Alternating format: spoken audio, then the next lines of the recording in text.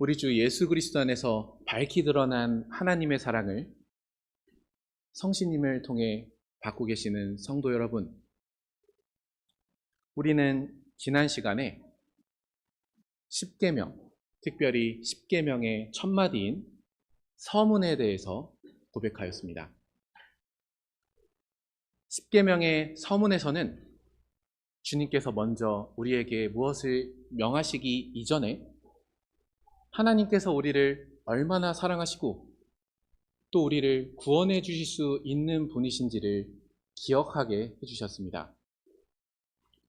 그러한 주님의 사랑을 기억하면서 우리 역시 주님께서 우리에게 명하시는 것들을 순종할 수 있게 된다라는 것을 말씀드렸습니다.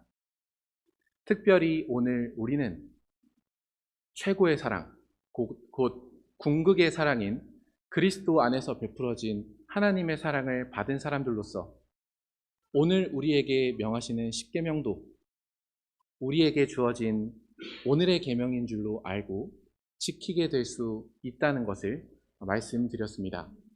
그렇다면 이제 본론으로 들어가도록 하겠습니다. 오늘 함께 하이델베르크 요리문답의 고백을 따라 살펴볼 제1계명은 너는 나 외에는 다른 신들을 내게 있게 하지 말지니라 하시는 말씀입니다. 그런데 여러분, 이 10계명의 제 첫 번째 계명인 1계명을 들을 때 여러분은 어떤 생각이 드십니까? 혹은 어떤 마음이 드십니까? 조심스러운 마음으로 솔직한 질문을 던지지는 않으십니까? 정말 나에게 하나님 한 분만 계셔도 될까?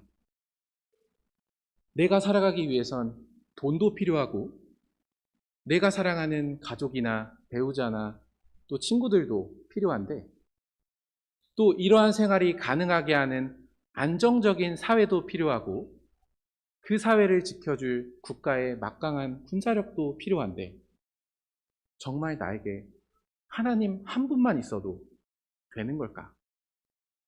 라는 질문을 던질 수도 있습니다. 그래서 왠지 모르게 마음이 불안하거나 답답해지는 경우도 있습니다. 하기는 해야겠는데 어떻게 이 계명을 지킬 수 있는 걸까? 라는 고민에 빠지기도 합니다. 그런데 오늘 우리가 함께 고백할 하이델베르크 94문의 첫 마디를 보시기 바랍니다. 1계명을 지켜야 하는 이유로 내 영혼의 구원과 복이 매우 귀한 것이기 때문에 1계명을 지켜야 한다고 고백하고 있습니다.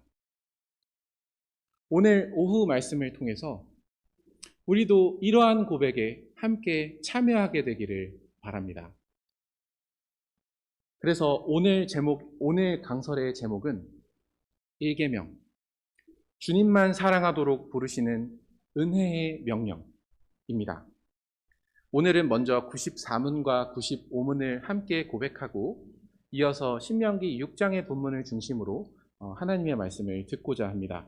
먼저 94문을 함께 고백하도록 하겠습니다. 94문. 제1계명에서 하나님께서 요구하시는 것은 무엇입니까? 답.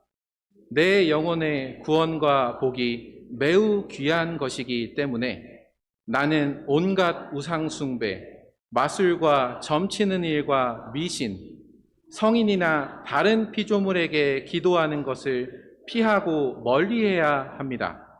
더 나아가 유일하고 참되신 하나님을 바르게 알고 그분만을 신뢰해야 하며 모든 겸손과 인내로 그분에게만 복종하고 모든 좋은 것들을 오직 그분에게서만 기대하며 마음을 다하여 그분을 사랑하고 경외하며 그분만 섬겨야 합니다.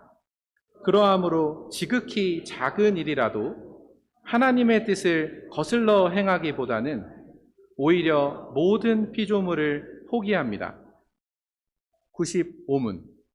우상숭배란 무엇입니까? 답. 우상숭배란 말씀으로 자신을 계시하신 유일하고 참되신 하나님 대신 혹은 하나님과 나란히 다른 어떤 것을 신뢰하거나 고안하여 소유하는 것입니다. 오늘 말씀은 총 두 부분으로 나누어져 있는데요. 95문을 보시면은 특별히 94문을 보시면 문장이 총 3개로 이루어져 있는 것을 확인하실 수 있을 겁니다.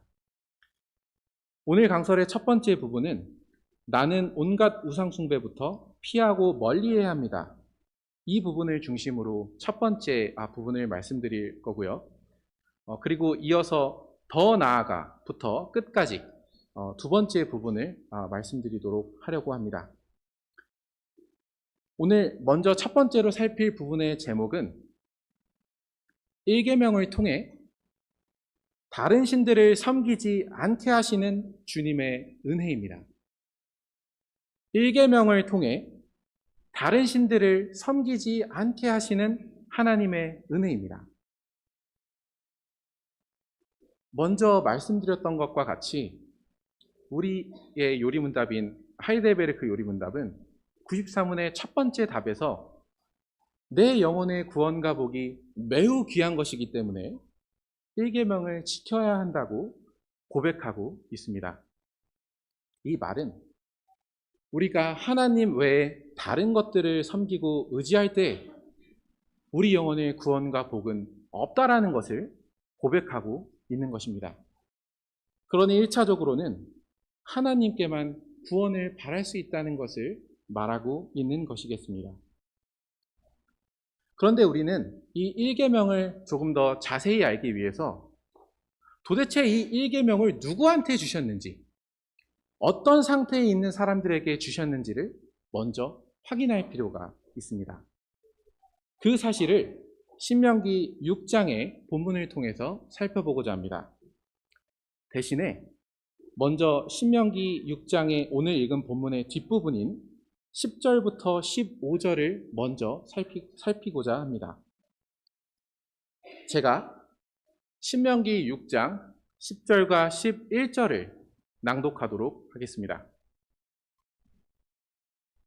내 하나님 여호와께서 내 조상 아브라함과 이삭과 야곱을 향하여 내게 주리라 맹세하신 땅으로 너를 들어가게 하시고 내가 건축하지 아니한 크고 아름다운 성읍을 얻게 하시며 내가 채우지 아니한 아름다운 물건이 가득한 집을 얻게 하시며 내가 파지 아니한 우물을 차지하게 하시며 내가 심지 아니한 포도원과 감람나무를 차지하게 하사 내게 배불리 먹게 하실 때에.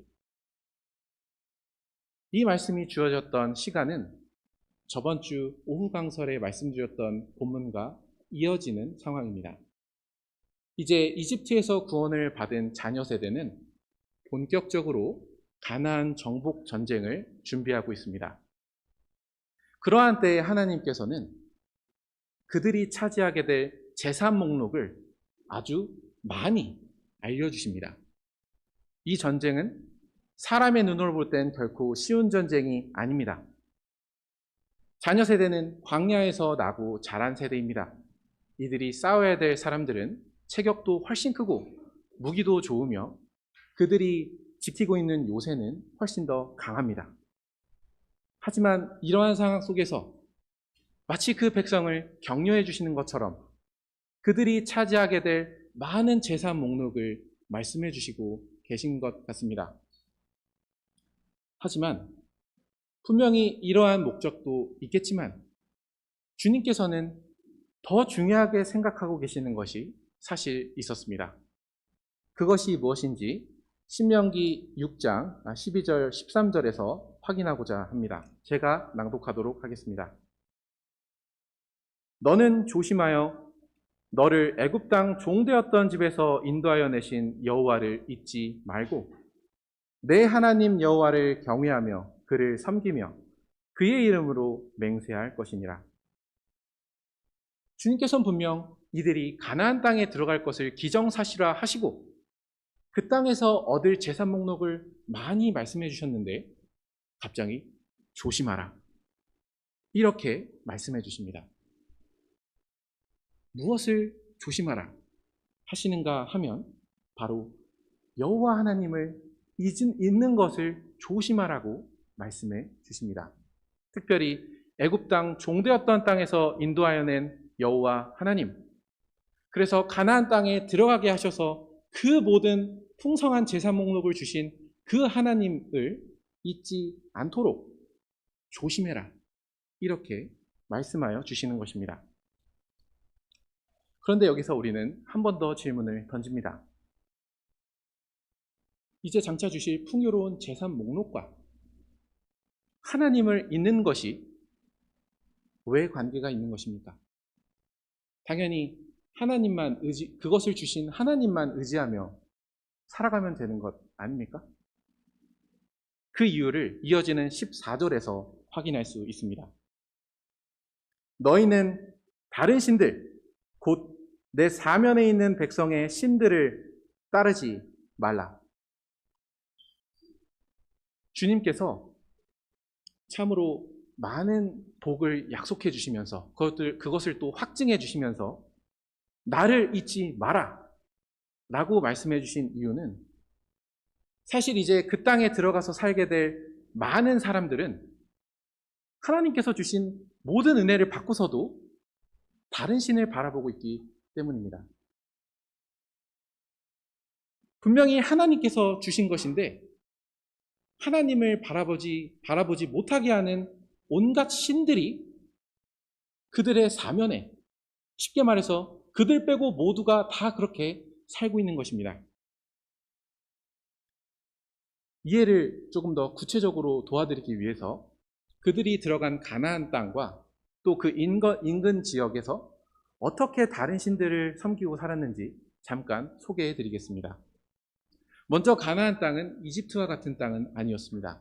이집트는 주기적으로 나일강이 범람을 해서 계획적인 농사를 지을 수 있었습니다. 그런데 가나안 땅은 아닙니다. 물론 주기적인 계절이 있었지만 그들은 다소 불규칙한 비에 의존해야 했습니다. 그들이 먹고 살기 위해서, 그들의 농업이 잘 되기 위해서는 비가 필요했습니다. 그래서 그 비를 주는 신은 바알이라고 그들은 생각했습니다. 그런데 이 바알은 아버지 신뿐만 아니라 경쟁자들을 다 제치고 가나안 땅에서 득세한 신이었습니다. 그때 바알을 도와주었던 신이 기술과 지혜의 신이었던 코타르입니다. 이렇게 승리한 바알은 영원히 살지는 않았습니다. 왜냐하면 이스라엘에는 비가 많이 오는 우기뿐만 아니라 비가 그치고 강수량이 줄어드는 건기도 있었기 때문입니다. 그때 이 사람들은 죽음의 신인 모트가 바알을 죽여서 바알은 저 지하세계의 감금이 되었다고 생각했습니다.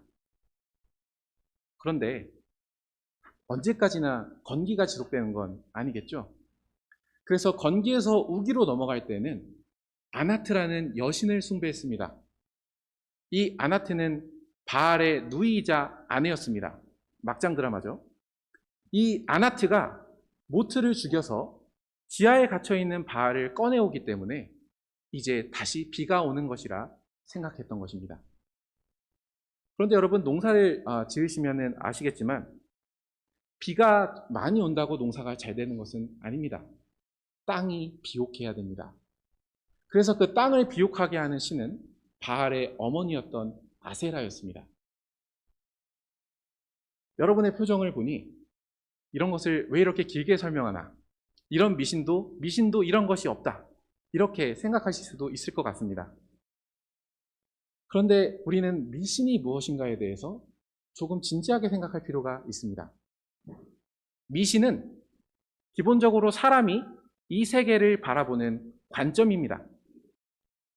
그 관점 안에는 인과관계가 있습니다. 비가 오네? 이건 바알이 준 거구나 라는 인과관계가 있는 것입니다. 문제는 그 미신이 하나님을 제외한 비합리적이고 불경한 인과관계라는 데에 있습니다.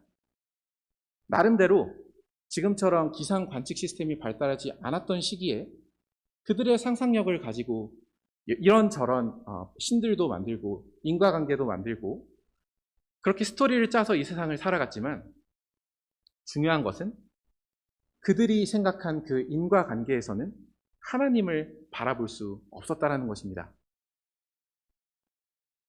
미신을 이렇듯 하나님이 빠진 잘못된 인과관계로 정의하게 될 때 사실 현대인들도 미신과 멀지 않다는 사실을 생각하게 됩니다. 아까 말씀드린 대로 바알은 비를 내리기 때문에 생명도 주고 풍요도 내려주는 신이라고 믿었습니다.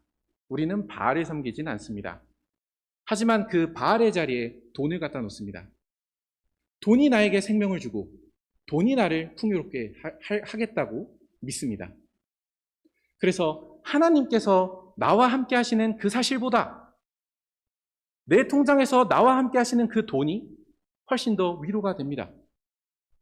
그리고 돈을 버는 기회와 하나님을 예배하는 기회 가운데서 돈을 섬기는 기회를 선택하게 될 때 우리는 가나안 사람들이 바알을 섬겼다라는 것을 미신이라고 치부할 수는 없게 됩니다. 또 있습니다. 우리는 기술과 지혜의 신이었던 코타르를 섬기지는 않습니다. 그러나 그 자리에 사람의 이성을 갖다 놓습니다. 17세기 이후로 계몽주의와 이성 합리주의가 발달하게 된 뒤로부터 이제 이 세상의 모든 것을 판단하고 진리를 판단하는 기준은 사람의 이성이 되었습니다. 그래서 어쩌면 쾌쾌 묵은 논쟁인 진화론을 차치하고서라도 이러한 경향은 우리가 삶의 구체적인 모습을 살아갈 때에도 드러납니다. 직업을 선택하거나 배우자를 선택할 때, 자녀 교육의 방향성을 생각할 때 무엇을 먼저 생각하십니까? 하나님께서 어떠한 배우자를 기뻐하시는지, 하나님께서 어떠한 자녀를 기뻐하시는지 하나님의 말씀에 먼저 귀 기울이지 않는 경우가 많습니다. 결국 자신이 생각하고 자신이 판단한 그 이성이 나의 삶을 지혜롭게 이끌어 줄 것이라는 그러한 미신에 빠져 있는 것입니다. 현대판 미신은 여기서 끝나지 않습니다. 우리는 전쟁의 신인 아나트를 섬기진 않습니다. 그러나 그 자리에 군사력을 가져다 놓습니다. 미국의 대통령이 취임했습니다. 이제 동맹들의 관계가 위기에 처했다고 불안해하는 분들도 있습니다. 여러분 마음에 더 이상 세계의 패권국이라 불리는 미국이 우리의 편이 아니라 생각할 때 어떤 생각이 드십니까? 마음이 덜컹 하고 내려앉는다면 그 생각은 사실 하늘과 땅의 모든 권세를 가지신 주님만을 바라보는 그러한 바른 신앙은 아닐 것입니다. 군사력이 우리를 지켜주고 강대국의 군사력이 나를 지켜준다는 그러한 생각은 사실 우리 안에 깊숙이 들어와 있습니다. 북한을 생각해 보시기 바랍니다. 우리는 핵을 가지고 있지 않습니다. 그래서 불안해하기도 합니다. 하지만 어떤 사람들은 우리가 다른 전력은 훨씬 더 뛰어나다고 안도하기도 합니다. 역시 군사력을 중심으로 나의 안위를 판단하는 그러한 상태에 있다면 우리는 사실 아나트를 섬긴 사람들을 미신에 빠져 있다고 비난할 수는 없을 것입니다. 이렇듯 우리 역시 하나님 생활의 모든 부분에서, 모든 세세한 부분에서 우리가 만든 신을 섬기고 있는 걸지도 모릅니다. 하나님을 믿는다고는 하지만 나의 구체적인 생활 세세한 부분에서는 하나님께서 이것을 해결해 주시고 하나님만이 이것을 다스리고 계시다는 생각을 잊고 있다면 우리는 미신에 빠져서 다른 신들을 섬기고 있는 것과 다를 바가 없습니다. 그렇기에 우리는 여기서 질문하게 됩니다. 원래 사람이 이런 것인가? 타락한 사람은 그렇다라는 것을 요한계시록 9장 20절과 21절에서 잘 보여줍니다. 신명기로 다시 돌아와서 말씀을 드릴 거기 때문에 제가 요한계시록 9장을 그냥 읽도록 하겠습니다. 이 재앙에 죽지 않고 남은 사람들은 손으로 행한 일을 회개하지 아니하고 오히려 여러 귀신과 또는 보거나 듣거나 다니거나 하지 못하는 금은동과 목석의 우상에게 절하고 또 그 살인과 복술과 음행과 도둑질을 회개하지 아니하더라. 주님께서 우리에게 은혜를 베풀어 주시지 않는다면 우리는 어떠한 재난을 만나더라도 회개할 수 없습니다. 이 요한계시록의 말씀은 주님께서 하늘에 오르시고 이 땅을 다스리시는 기간과 또 다시 오실 그 기간 사이, 곧 우리가 살아가는 시기에 어떤 일이 벌어질 건가를 알려준 책입니다. 그 책에서 주님께서는 이 땅에, 하나님을 거역한 이 땅에 많은 형벌을 내려주시겠다고 말씀해 주십니다. 그러나 그 형벌 가운데 주님을 신뢰하는 사람들은 더욱더 주님만을 의지하는 대로 나아가는 반면 주님을 섬기지 않는 사람들은 주님께서 심판을 하실 때까지 회개하지 않습니다. 아까 10계명 제1계명의 의미를 제대로 알기 위해서 도대체 어떤 상태에 있는 사람들에게 이 말씀을 주셨는가 하는 것을 물었습니다. 우리의 상태가 바로 이런 것입니다. 삶의 모든 영역에서 자신의 신을 만들어 자신이 섬기는 것을 의지하며 살아가는 사람들, 그러나 스스로 돌이킬 수 없어서 어쩌면 세상 끝날까지 회개할 수 없는 사람들이 곧 죄인들입니다. 그러나 주님께서는 바로 이러한 우리에게 찾아와 주십니다. 이러한 우리를 건져주시고 주님의 사랑을 깨닫게 하시는 가운데서 주님만을 바라보게 해주십니다. 자신이 불안한 대로 많은 신을 만들어서 많은 것을 의지할 수밖에 없는 우리들에게 오셔서 나만 보거라, 참된 구원을 베풀 수 있는 나만 보거라, 1계명을 통해 말씀해 주시는 것입니다. 우리는 도무지 하나님만 바라볼 수 없는 사람들이지만 이 1계명을 주셨기 때문에 하나님만 사랑해야 하고 내 앞에 하나님만 계셔야 하는 것을 알고 바라게 됩니다. 특별히 신명기 6장 15절을 보시면 이렇게 둔한 우리들이 하나님만을 사랑하게 해주시기 위해서 하나님께서는 한마디를 더 해주십니다. 15절을 제가 낭독하도록 하겠습니다. 너희 중에 계신 너희의 하나님 여호와는 질투하는 하나님이신즉 너희의 하나님 여호와께서 내게 진노하사 너를 지면에서 멸절시키실까 두려워하노라. 하나님께서 그 백성 가운데 계십니다. 그리고 자신을 질투하는 하나님이다 라고 알려주십니다. 이 질투한다는 것은 배타적인 사랑을 의미하는 겁니다.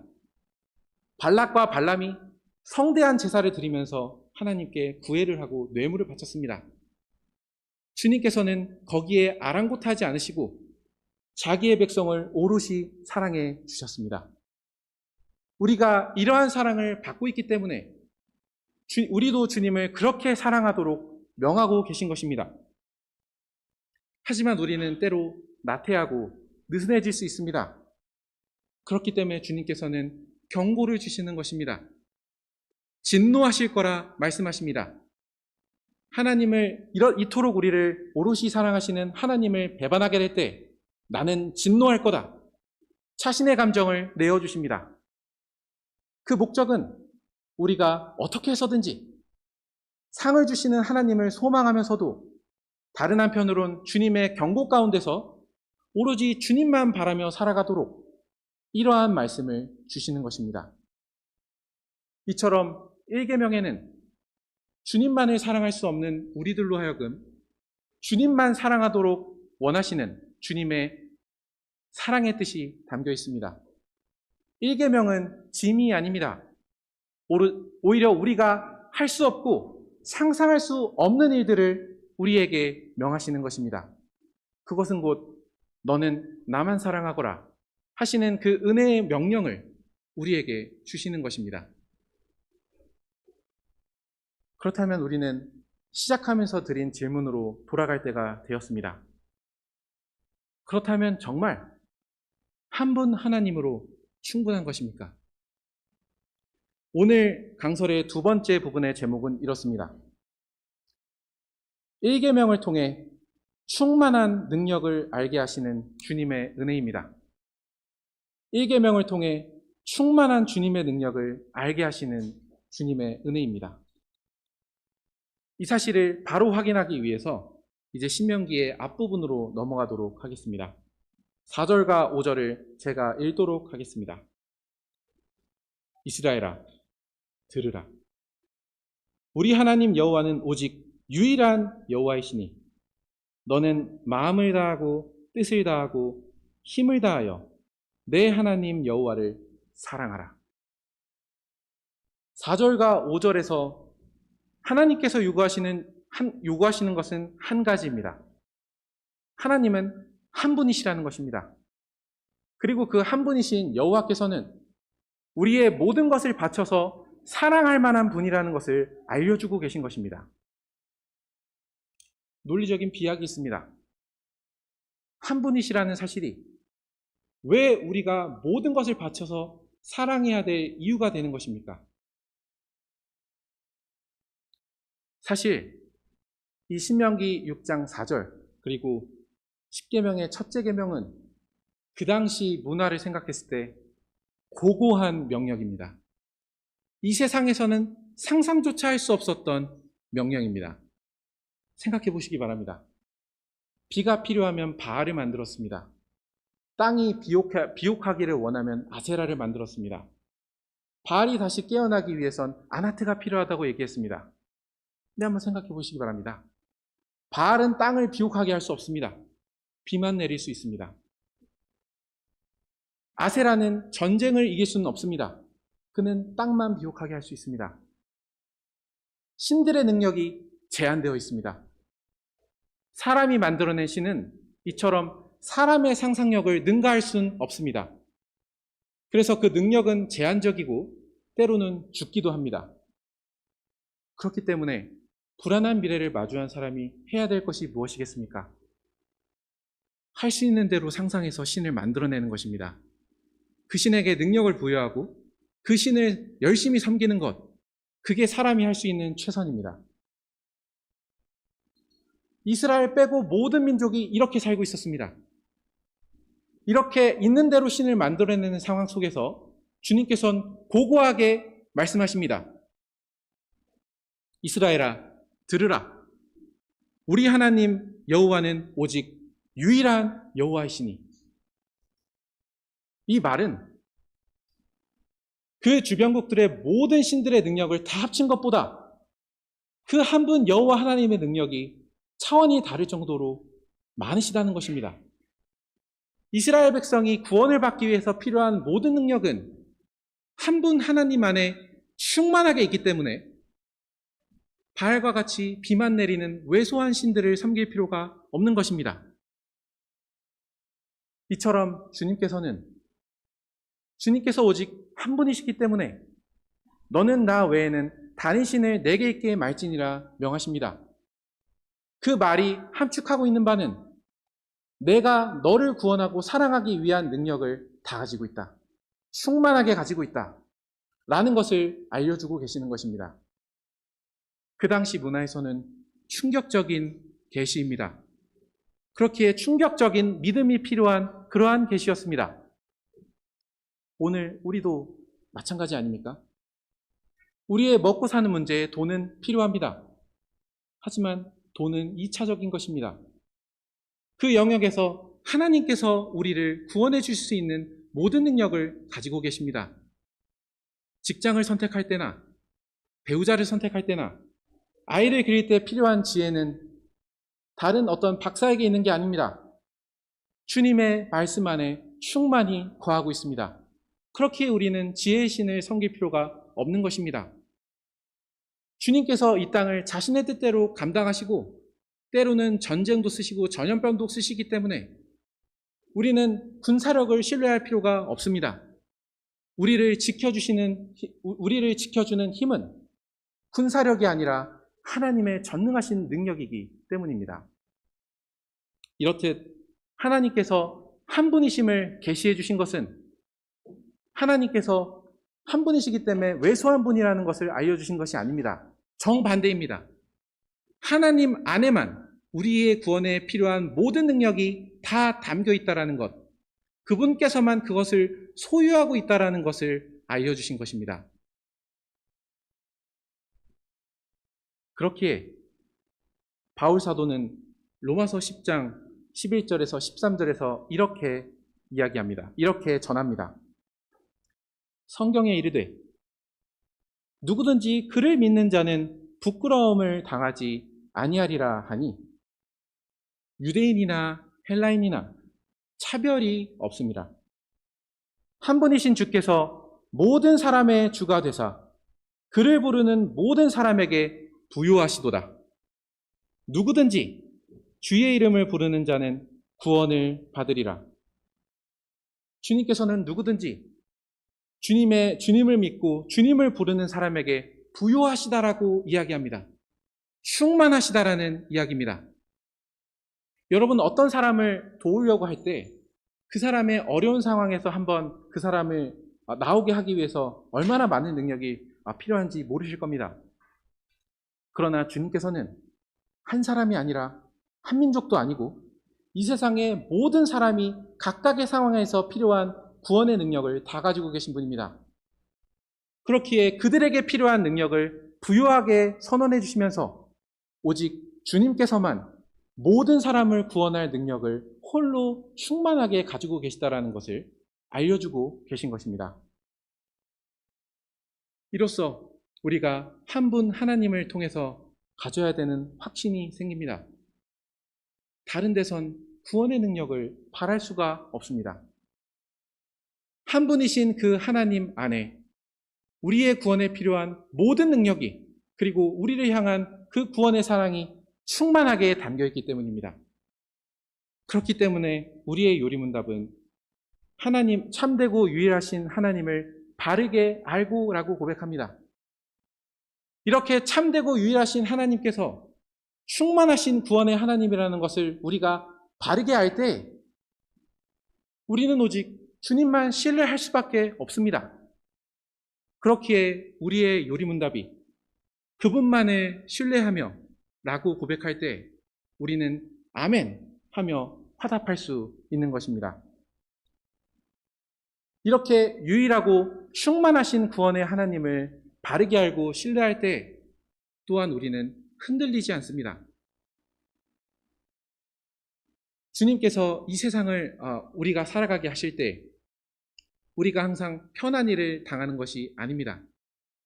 현재 기준으로 우리가 마주한 미래는 밝지 않습니다.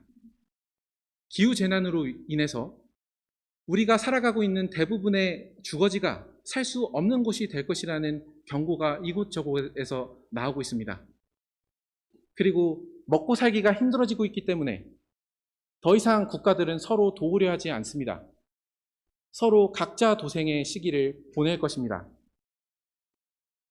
기후재난으로 인해 먹고 사는 게 본질적으로 힘들어지고 그 안에서 온갖 다툼과 어려움이 일어날 때 우리는 무엇을 생각할 수 있겠습니까? 그 상황에서라도 우리를 구원해 줄 수 있는 유일한 분은 한 분 하나님이십니다. 어떠한 고난이 올 때에도 우리는 이 사실을 믿기 때문에 인내할 수 있는 것입니다. 인내할 수 있는 힘은 우리 안에 있는 것이 아닙니다. 충만하신 구원의 하나님, 그 한 분 하나님을 바르게 알고 신뢰할 때 나오게 되는 것입니다. 그렇기에 우리의 요리문답이 모든 겸손과 인내로 그분에게만 복종하고 모든 좋은 것들을 오직 그분에게서만 기대하며 라고 고백할 때 우리는 한 분이시오 충만한 구원의 하나님이신 하나님을 신뢰하며 아멘 고백합니다. 우리가 어려운 상황에 있다고 할지라도 하나님이 이거를 도와주실 수 있을까? 지금 당장 효과를 내는 그 어떤 것에 의지해야 되는 것이 아닐까? 라는 우리의 생각을 집어넣고 겸손하게 그리고 인내로 우리에게 구원을 주실 수 있는 유일한 한 분 하나님만 믿고 인내하며 살아갈 수 있는 것입니다. 그렇게 어떠한 상황이 오더라도 우리는 다른 것을 바라볼 필요가 없습니다. 구원은 오직 한 분 하나님께만 충만하게 있기 때문입니다. 그렇기에 우리의 요리문답이 그러함으로 지극히 작은 일이라도 하나님의 뜻을 거슬러 행하기보다는 오히려 모든 피조물을 포기합니다 라고 고백할 때 우리는 우리의 구원의 하나님을 신뢰하면서 아멘 하며 살아갈 수 있는 것입니다. 하나님 외에는 모두 다 왜소한 힘밖에 없는 것입니다. 우리가 참되게 의지하며 사랑해야 할 분은 충만한 구원과 사랑의 힘을 가지신 한 분 하나님밖에 없기 때문입니다. 이처럼 하나님께서 너는 나 외에는 다른 신을 너에게 있게 하지 말지니라 하셨을 때는 우리가 굉장히 불안한 마음과 빈곤한 마음으로 그래도 믿으라고 하시니까 믿어야겠다. 이렇게 믿으라고 명령하신 것이 아닙니다. 한 분 하나님만 의지하고 그분만 우리 앞에 두라고 말씀하셨을 때는 우리의 삶에 필요한 것보다 더 많은 것들을 가지고 계신 채로 나만 의지하거라. 내가 너에게 유일한 하나님이 되어주겠다고 말씀해 주시는 것입니다. 그렇기 때문에 우리는 1계명을 마주하게 될 때 빈곤한 마음이 아니라 그 어느 때보다 풍성하고 충만한 마음을 갖게 됩니다. 하나님 한 분 안에 모든 것이 있기 때문입니다. 이처럼 1계명은 시시각각 자신이 원하는 신을 만들어내면서 삶의 구체적인 영역에서 온갖 우상들을 섬기는 우리에게 오직 하나님 한 분만을 의지하게 하시면서 그 한 분 하나님이 얼마나 부유하시고 충만하신지를 알려주시는 가운데 내려주신 말씀입니다. 그렇기 때문에 우리가 1계명을 대하는 자세는 감격과 충격입니다. 사람의 생각으로는 모든 것을 하나님께서 다 다스리신다는 것을 실제로는 잘 믿지 못합니다. 그렇기에 자녀 교육이나 여러 문제에서 우리는 각자의 생각이나 다른 힘을 의지하며 살아가는 것입니다. 이러한 우리에게 오직 하나님만이 모든 문제를 해결해 주실 수 있고 모든 죄에서 구원해 줄 수 있다는 사실을 알려주시면서 너는 나 외에는 다른 신을 내게 있게 말지니라 명하시는 것입니다. 참으로 감사한 계명이고 참으로 우리에게 달지 않을 수 없는 그러한 계명입니다. 이러한 말씀을 주신 하나님께 함께 바울 사도의 고백을 함께 올려드리고 싶습니다. 로마서 8장 35절에서 39절을 한번 펴보시기 바랍니다.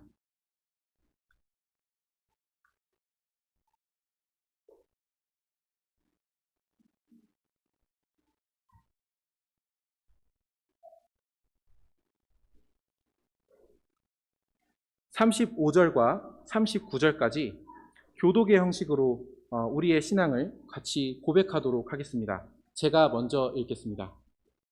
35절. 누가 우리를 그리스도의 사랑에서 끊으리요?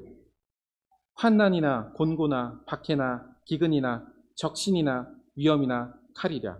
36절.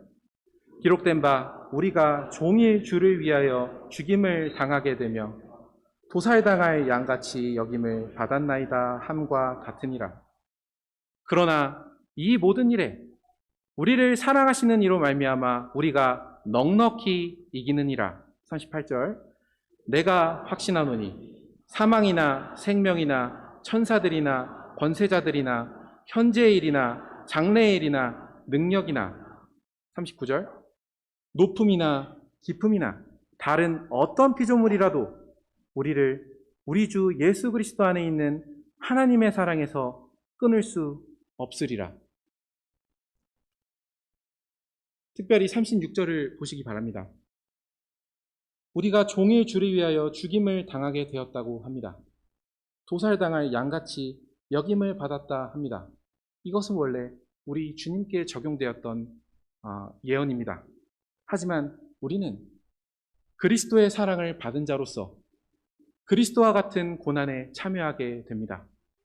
주님을 따르다가 어떠한 위험이 오고 어떠한 고난이 올지라도 한 분 하나님께서 우리를 얼마나 충만한 능력으로 사랑하고 계시다라는 것을 잊지 않으셨으면 좋겠습니다. 우리는 즐거운 마음으로 이 명령을 지킬 수 있습니다. 오직 하나님 한 분 외에 우리를 능력 있게 사랑하실 수 있는 분은 없기 때문입니다. 그렇기에 너는 나 외에는 다른 신들을 너에게 있게 말지니라 하신 그 사랑의 명령, 은혜의 명령을 함께 지키는 자리로 나아가셨으면 좋겠습니다. 기도하시겠습니다.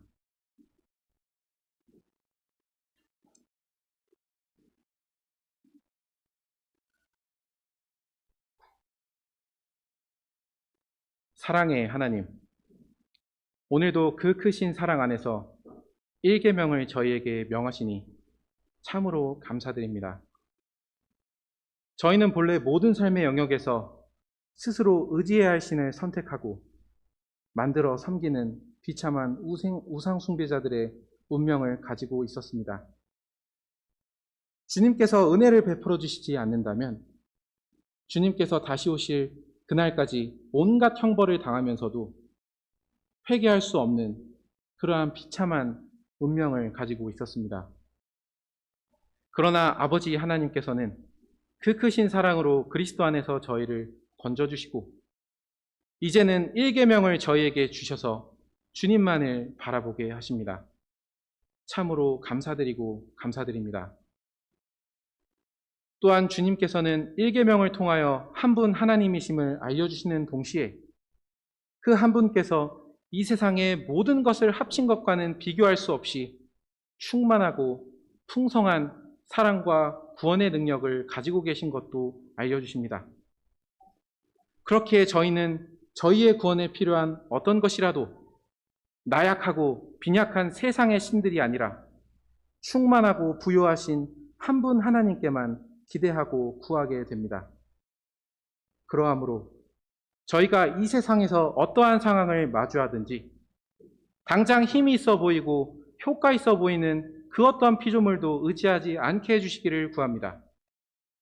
한 분이신 하나님께서 모든 충만한 능력과 지혜와 사랑으로 저희를 이끌어 주신다는 사실을 의심하지 않고 오로지 저희 앞에 주님만을 바라보며 살아가게 해주시기를 구합니다. 1계명을 통하여 이처럼 우상을 만들어내는 공장인 저희들을 한 분 주님만 기쁘고 즐겁게 사랑하고 섬기게 하시니 감사드립니다. 과연 이 계명이 꿀송이보다 달고 고난 중에 위로가 아닐 수 없습니다. 그러므로 저희는 기쁜 마음으로 시편 119편의 시인을 따라 주님께 기도합니다. 나로 하여금 주의 계명의 길로 행하게 하소서. 내가 이를 즐거워함이니이다. 내 마음을 주의 증거들에게 행하게 하시고 탐욕으로 향하지 말게 하소서. 내 눈을 돌이켜 허탄한 것을 보지 말게 하시고 주의 길에서 나를 살아나게 하소서. 모든 구원의 부요함을 가지신 우리 주 예수 그리스도의 이름으로 기도드립니다. 아멘.